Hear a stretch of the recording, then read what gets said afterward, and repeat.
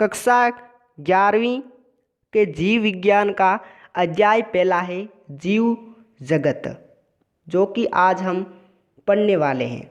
और इस जीव जगत अध्याय के ये टॉपिक्स हैं और इन्हीं टॉपिक से परीक्षा में प्रश्न पूछे जाते हैं। तो हमारा सबसे पहला टॉपिक है कि जीव क्या है, व्हाट इज लिविंग, लिविंग क्या होता है, ठीक ना। इसके बारे में हमें जानना इस चैप्टर में, ठीक ना। जीव क्या है तो हम देख लेते हैं। जब हम जीवन को परिभाषित करने का प्रयत्न करते हैं तब हम प्राय जीवों के सुस्पष्ट अभिलक्षणों को देखते हैं, है ना। जैसे कि वृद्धि हुई, आपको पता वृद्धि क्या होती है, जनन, ये सभी जीवों के क्या है, गुण है, लक्षण है, अभिलक्षण है, ठीक ना। और पर्यावरण के प्रति संवेदना पता लगाना और उसके अनुकूल क्रिया करना, ये क्या है, जीवों का अभिलक्षण है। और ये तीसरा मैं आपको बता देता हूँ, पर्यावरण के प्रति संवेदना पता लगाना और उसके अनुकूल क्रिया करना। जैसे कि आप जब जा रहे हो और आपको कोई कांटा होता है वो चुभ गया, ठीक ना, तो उसे आपको चोट लग गई, तो आप जब आपके कांटा चुभेगा तो आप अपना पैर हाथों हाथ साइड में हटा लोगे, तो आपको क्या हुई, संवेदना हुई, आपको पता चला। और आपको संवेदन होते के बाद आपने उस जो क्रिया हुई उसकी प्रतिक्रिया की, आपने अपना पैर हटा लिया। मैं उम्मीद करता हूँ आपको समझ में आ गया जो मैं आपको समझाना चाहता था, ठीक ना। और जब जीवन को परिभाषित आपको कहता है, ये सब लक्षण हमारे मस्तिष्क में तुरंत आते हैं कि ये अद्भुत अभिलक्षण जीवों के हैं, ठीक ना। आप इस सूची में उपाच्य, स्वयं की प्रतिलिपि बनाना, स्वयं को संगठित करना, प्रतिक्रिया करना तथा उद्गमन आदि को भी जोड़ सकते हैं। आओ हम इन सबको विस्तार से समझने का प्रयत्न करेंगे। जो जीवों का पहला लक्षण है वृद्धि, ठीक ना। वो हम देखते हैं कि जो जीव होते हैं उनमें वृद्धि होती है, ये हम टॉपिक पढ़ेंगे आज।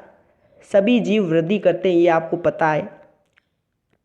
वृद्धि किसे कहते हैं, ये अब आपको पॉइंट मिल रहा है। वृद्धि किसे कहते हैं, जीवों के भार तथा संख्या में वृद्धि होना, ये दोनों वृद्धि के द्वियुग्मी अभिलक्षण है। यानी इन दोनों में से कोई एक होना है, या तो जीव का भार बढ़े या संख्या बढ़े, तो वो है वृद्धि, ठीक ना। बहुकोशिकीय जीव जैसे कि हम, मल्टी सेलुलर ऑर्गेनिज्म, कोशिका विभाजन द्वारा वृद्धि करते हैं। जो बहुकोशिकीय जीव होते हैं जैसे कि ह्यूमन बीइंग, कोशिका विभाजन द्वारा वृद्धि करते हैं। जो मानव होते हैं वो कोशिका विभाजन द्वारा वृद्धि करते हैं।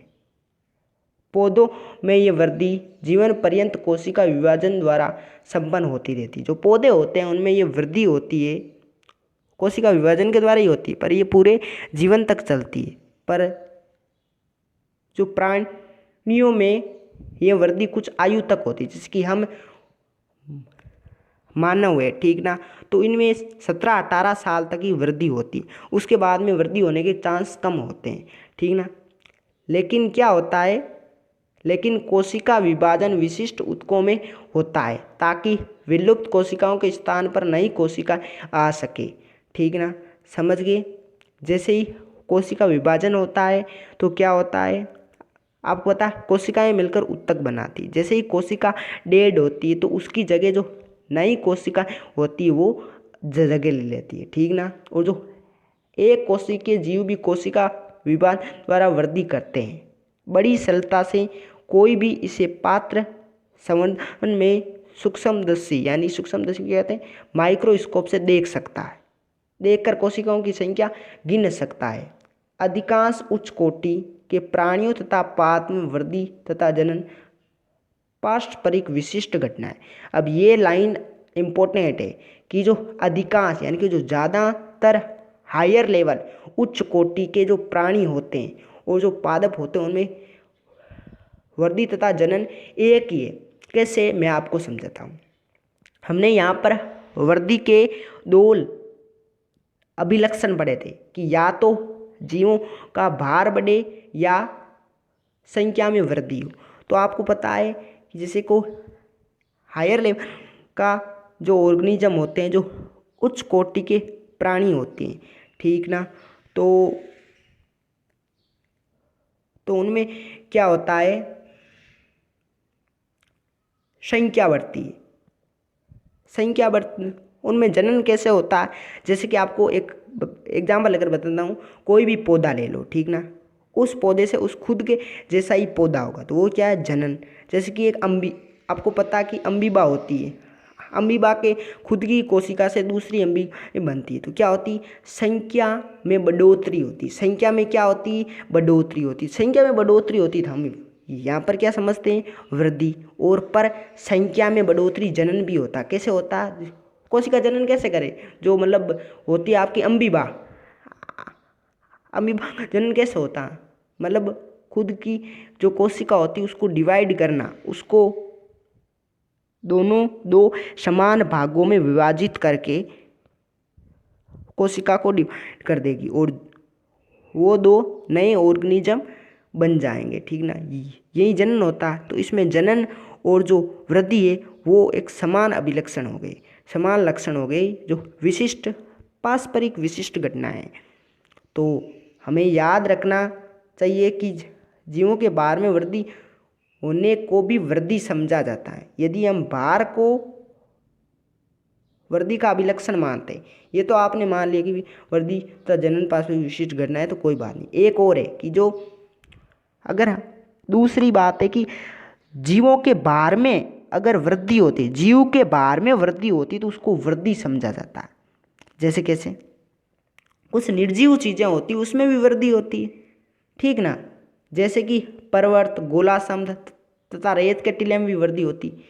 समझे नहीं कैसे होती, मान लो जो पर्वत है, पर्वत कैसे बना, पहले छोटे छोटे पत्थरों से मिलकर ही पर्वत बना ना, तो पर्वत में ग्रोथ हुई तभी वो बड़ा पर्वत बना, ठीक ना। और रेत के टीले क्या होती, जब आंधी आती तो एक रेत के टीले से दूसरे टीले पर क्या रेत आती है, तो रेत क्या होती है, भार में बढ़ोतरी होती है। भार में बढ़ोतरी होती है तो क्या है, वृद्धि होती है। और इसका मतलब कि वृद्धि निर्जीव भी होती है।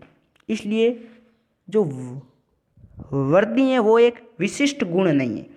विशिष्ट गुण वे गुण होता है जिसका कोई अपवाद नहीं हो, यानी कि वे केवल सजीव में ही हो, निर्जीव में नहीं हो, ठीक ना।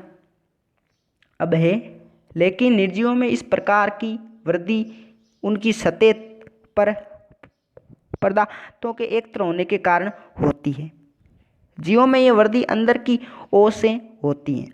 ये बात ध्यान से मैं पहले मेरे को पढ़ने दो, फिर मैं आपको समझा दूंगा। इसलिए वृद्धि की जीवों का एक विशिष्ट गुण नहीं मान सकते, ये आप समझ गए।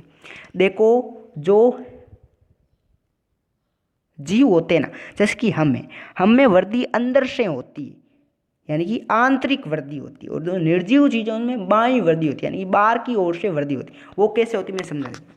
जैसे कि आपकी बायोलॉजी की बुक है, क्या है, बायोलॉजी की बुक है, आपने कई दिन से उसको पढ़ा नहीं, ठीक ना, आपने उसको ऐसे ही घर में रख दिया और इस पर मान लो कुछ डस्ट वस्ट तो आएगी ना, रेत वेत तो आएगी, उस पर लगेगी, तो उसमें क्या, भार में बढ़ोतरी हो जाएगी। भार में क्या हो जाएगी बढ़ोतरी हो जाएगी। और भार में वृद्धि होती है, भार में बढ़ोतरी होती है, तो वो वृद्धि मानी जाएगी। तो वो वृद्धि बाहर से हुई, अंदर की ओर उतना ही है। वो जो डस्ट आई, वो रेत आई, उसके बुक के बाहर लगी, तो वो क्या है, बाहरी वृद्धि। अंदर की वृद्धि कैसे, जैसे कि हम जीवों में होती है, ठीक ना, समझ गए। और इसलिए हम जो वृद्धि है उसको एक विशिष्ट गुण नहीं मानते, यानी कि ये सजीवों में तो होता है, पर ये केवल सजीवों में नहीं, ये निर्जीवों में भी होता है, ठीक ना। विशिष्ट गुण इसी को कहते हैं जो सिर्फ सजीवों में होता है, निर्जीवों में नहीं होता, पर ये सजीवों निर्जीवों दोनों में होता है, इसलिए इसको विशिष्ट गुण नहीं मानते। जीवों में ये लक्षण जिन परिस्थितियों में परिलक्षित होता है उनका विवेचन करके ये समझना चाहिए कि ये जीव तंत्र के लक्षण